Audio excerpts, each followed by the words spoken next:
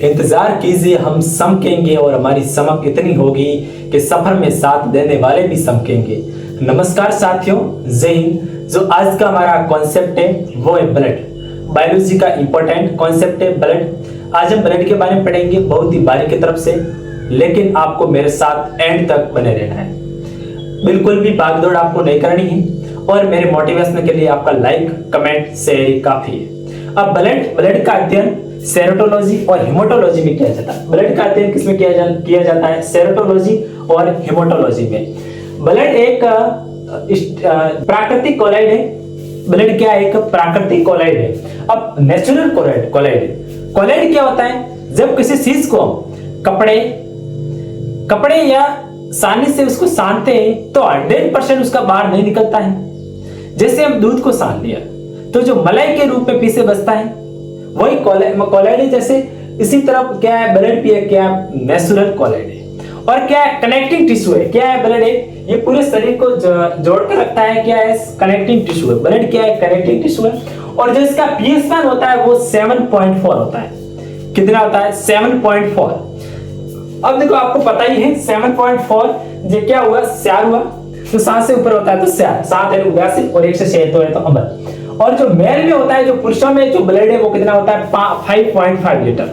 और जो फीमेल में होता है वो कितना होता है? 5 लीटर। ये आपको याद रखना है। आपको बिल्कुल भागदौड़ नहीं करनी है, आपको सीधे आपके दिमाग में वो आपको फिट करेंगे। अब जो इसका ब्लड का निर्माण है वो कहाँ होता है? जो भ्रूण होते हैं उसमें तो कहाँ होता है? लीवर में, यकृत में होता है। और जो वेस्ट जो हमारे में जो ब्लड का निर्माण होता है वो कहाँ होता है? अस्थि मज्जा में। कहाँ होता है? अस्थि मज्जा में, वेन मैरो, हड्डियों के बीच में है जो ब्लड का निर्माण होता है। आगे बच्चों समझ में। अब है स्टोर। जो ब्लड है वो स्टोर कहाँ होता है? स्टोर है ब्लड कहाँ होता है? स्प्लीन पलिया में। कहाँ होता है? स्प्लीन पलिया में। और जो इसका कबर कहाँ होता है? स्प्लीन ब्लड बैंक और ग्रेव यार्ड। और जो कोलेस्ट्रॉल यानी वसा फैट, जो ब्लड में वसा फैट कितना होता है? 200 ग्राम यानी डेसीलीटर। कितना होता है? 200 ग्राम। इसको किसमें मापा जाता है? डेसीलीटर में। किसमें मापा जाता है? डेसीलीटर में। और जो हीमोग्लोबिन, अब जो हीमोग्लोबिन है वो ब्लड में कितना होता है? जो मेल होता है उसमें होता है 14 ग्राम। कितना होता है? 14 ग्राम यानी डेसीलीटर में मापा जाता है। और जो फीमेल है वो 13 ग्राम होता है। अब आप एक मुक्का है वो लड़का को मारो और एक मुक्का लड़की को मारो। अब आप बताओ सबसे ज्यादा किसको लगेगा? लड़के को लगेगा।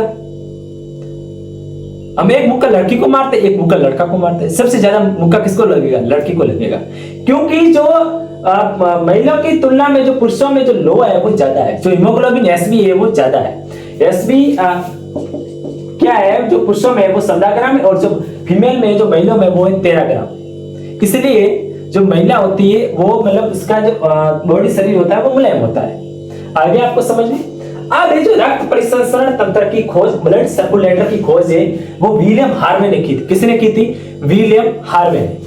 अब ब्लड के कार्य क्या है? ये ताप को नियंत्रण करता है, जो टेम्परेचर को है ये नियंत्रण करता है, जिसके कार्य है।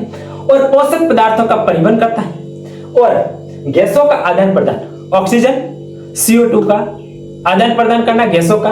अब हम पढ़ते हैं, इसका स्क्रीनशॉट ले लो आप। अब हमने जो ब्लड की बेसिक इंफॉर्मेशन थी वो हमने पढ़ ली है। अब हम पढ़ेंगे जो ब्लड है वो किन चीजों से बना होता है। अब हम पढ़ेंगे ब्लड है वो किन चीजों से बना होता है।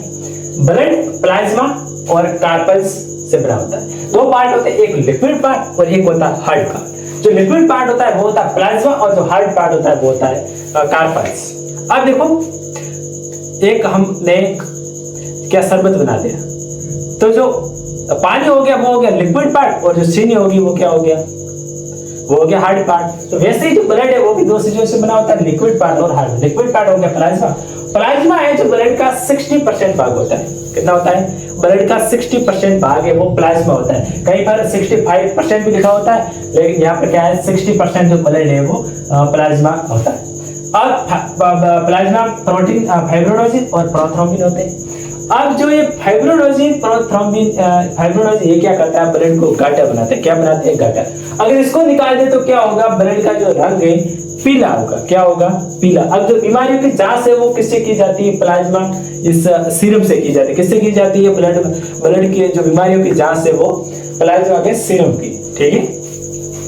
अब देखो, अब कार्पल्स से वो ब्लड का 40% भाग होता है, रुधिरांड कितना होता है 40% भाग होता है। अब जो कार्पल्स में आरबीसी डब्ल्यूबीसी प्लेटलेट्स होते हैं, और जो ब्लड के घटक कौन से होते हैं, आरबीसी डब्ल्यूबीसी प्लेटलेट्स प्लाज्मा, ये ब्लड के घटक हैं। अब आरबीसी का पूरा नाम क्या है, आयोग आपको पता ही होगा, रेड ब्लड सेल्स, और डब्ल्यूबीसी का व्हाइट ब्लड सेल्स और प्लेटलेट्स। अब इसका जो बायोलॉजिकल जो टेक्निकल नाम है वो क्या है, एरिथ्रोसाइट। अब जो आरबीसी की जो संख्या कितनी होती है, वो 50 लाख होती है। कितनी होती है, 50 लाख यानी 5 मिलियन। कितनी होती है, 50 लाख यानी 5 मिलियन।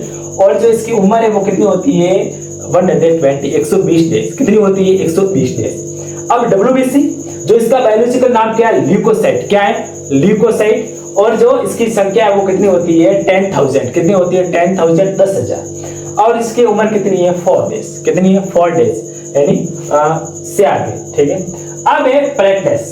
क्या है, प्लेटलेट्स। और जो इसका बायोलॉजिकल नाम क्या है, थ्रोम्बोसाइट। क्या है, थ्रोम्बोसाइट। और इनकी जो प्लेटलेट्स, देखो रक्त का थक्का बनाने में भी प्लेटलेट्स की सहायता होती है, और 2 लाख। अब है जो इसकी संख्या कितनी होती है, 2 लाख।